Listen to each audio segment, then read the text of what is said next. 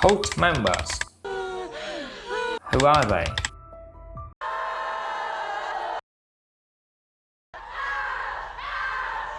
What comes to your mind when thinking about them?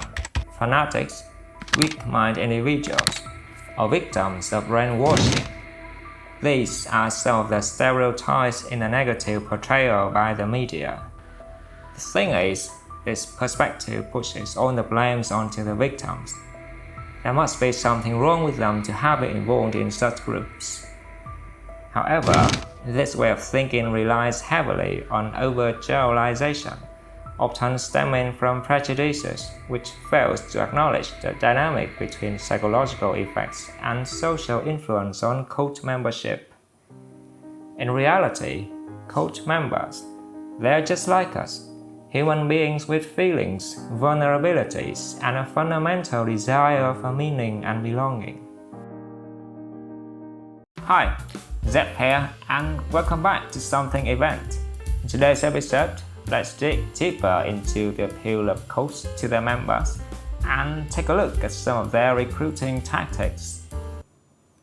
So, why do people join cults? Or, put it another way, what draws people to these groups in the first place? There isn't a simple and straightforward answer. It's a complicated combination of personal and social circumstances, not to mention the effective recruitment tactics of the group. For many people, it's a period of transition and uncertainty. Maybe you're in a dead-end job that feels utterly unfulfilling. Perhaps you're struggling with loneliness after a breakup or moving to a new city. These feelings can leave you grasping for meaning and connection, making you more open to new ideas, especially those presented with a warm and welcoming facade. Let's hear from people who experienced this firsthand. My husband was just about to finish his Bible school, and we were at a crossroad. We were looking for direction in our lives, looking for answers, or at least for a way for our lives to go forward, in a way that made sense to us. I had this very powerful experience just beforehand of feeling that I wanted to belong to something. I found it hard to find the right friends, and I suffered with depression. I felt lonely and isolated. Another fascinating theme shared among the members is the idealistic tendency, wanting to make the world a better place but not knowing how to go about it. Imagine you've been puzzled with this grand question for a really long time. Then one day, a group of very friendly people who appear to share a similar belief to yours tell you, "Hey, we know what to do and can show you the way." And sometimes the idea of being part of something bigger than yourself, something that can really make a difference, can be incredibly tempting. When looking at idealism, it's actually one of the most powerful factors in the appeal of cults. Take the notorious case of the People's Temple. Founded by Jim Jones, emerged during a period of significant social change and racial tension in the United States. The story of how it began was strangely an inspirational one. Initially known as Wings of Deliverance, the temple was known in Indianapolis for its social activism and for the services it provided for society disadvantaged. They opened a soup kitchen and an orphanage, and provided services for the disabled. Furthermore, the temple's vision highlighted racial integration and equality. Members believed in creating a society where people of all races could live and work together harmoniously. She was excited because she said it was an interracial group. She didn't talk much about Jones himself, but she was just so excited that she saw this group of people that were all seemingly working together. At the time, it's hard not to view the group as something very radical at first. Amidst all the craziness in the world, these people were committed to create a utopia where everyone is equal, everything is shared and fair.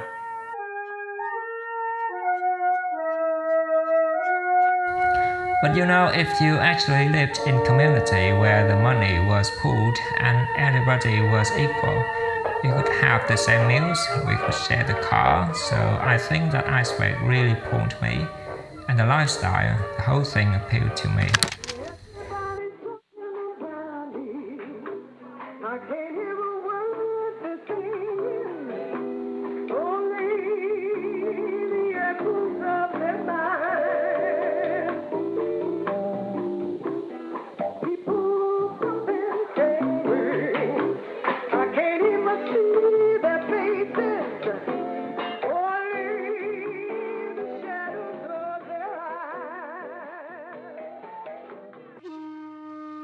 Sadly, one of the biggest problems with cultic groups is that cults often offer simplistic solutions to complex issues, and that's not really going to work out in reality.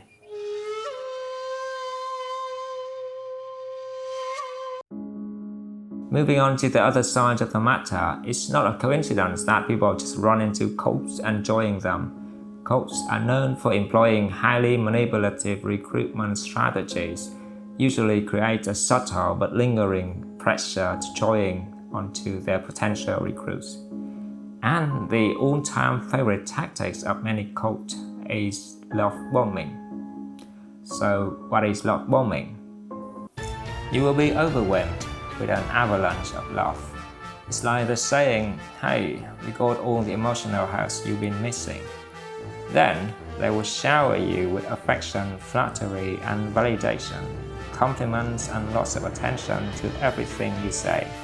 They make you feel special, unique, and utterly cherished. They're basically saying, you're amazing, join us, and we'll keep this love train rolling forever. What happens next is you start feeling indebted. Wow, they really care about me, you think? Maybe they're right. I am special. Now your emotional needs are met. You felt anchored in the warm embrace, and that's when they got you. The effect of this can be seen in the following quote. Basically, I walked into the service on that very first day, and everybody there was my friend. You know, you kind of walked in and everybody was so pleased to see you and giving you hugs and saying, oh, I'm so glad you came along. And that sort of thing, you kind of got that sense of belonging straight away, you know. Digging deeper into the tactics, targeting vulnerabilities is one of their rather scary cards. Here's an example from a Christian-based cult. And they actually use the Bible as a way to bring you down so that you felt really depressed about your life and the simple life that you'd led, and the fact of what pain Jesus went through on the cross for you and how you weren't worthy and how sinful you were. And it was this really bringing you down so you were quite vulnerable and feeling quite depressed. And then they offered you this lifeline. And finally, they never really disclose what they're truly up to. Yes, well, joining was not everything it appeared to be. By that I mean that the recruiters use these guys, or rather they disguise their aim to recruit. You were just approached by these amazingly friendly, accommodating people and offered this chance to go away to a beautiful spot in the country to discuss intellectual topics and basically to socialize with what you were told would be like-minded people. Cults exploit vulnerabilities and prey on idealism. They're not reserved for just weak mind.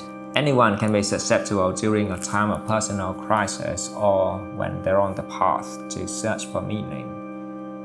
The search for meaning, community, and purpose is a fundamental human experience that can lead us down many different paths. We should be critical about where we can find support and purpose without falling prey to manipulative groups. This is the end of the video. Thank you for joining me on today's episode. See you in the next video.